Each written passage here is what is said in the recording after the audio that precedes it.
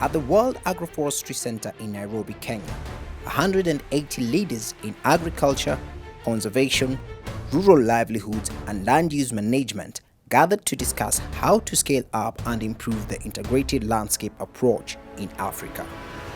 Now is the time for action. This conference is about taking an integrated land management approach in Africa. Cannot sacrifice agriculture. It is central to the livelihoods of this continent.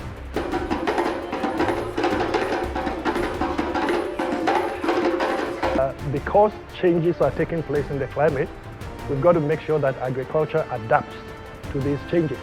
But adaptation is not enough, because agriculture itself is a contributor, to greenhouse gas emissions and to climate change generally. So in talking about climate smart agriculture, we are talking about a kind of agriculture that in the first place adapts to the circumstances of the change, but even more importantly, does not create problems for the climate. So we're talking about mitigation elements that have to be built into agriculture. And if you're going to do that, you can't do that by focusing on single plot basis. You've got to do that by looking at landscape scale issues. Here is a tangible way that we can deal with the complexity and the interconnectedness of the issues we face around food and fiber and energy and water and land management. Africa faces big challenges. The integrated landscape approach holds a key for overcoming them.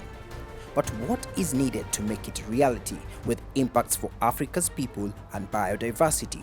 Conference participants tackle these issues head on.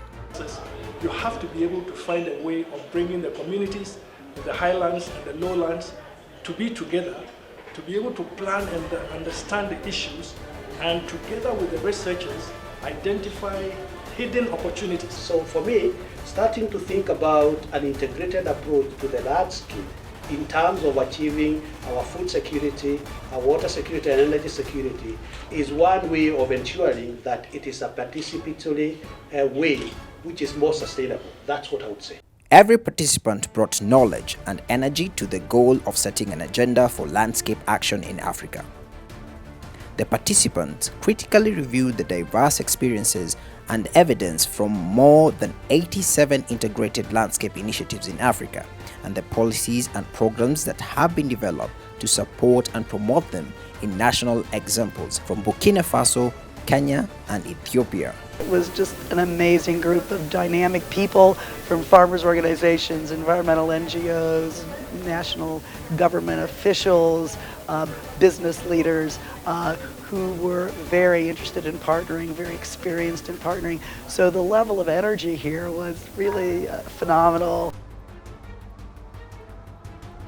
Through dialogue, each participant shared his or her unique perspective.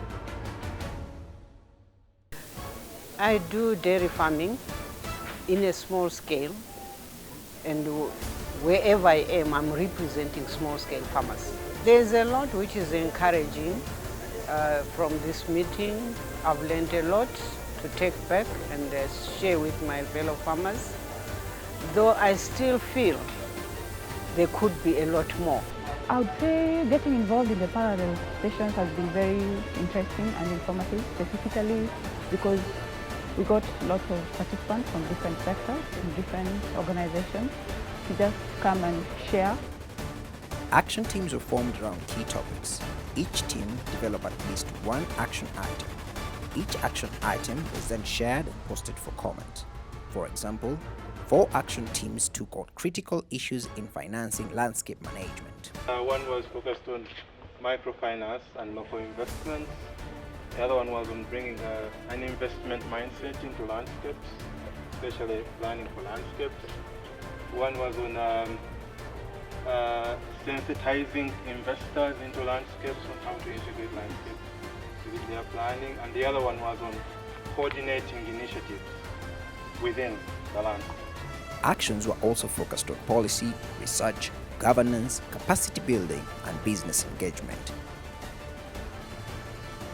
action is needed throughout the systems to move the agenda forward.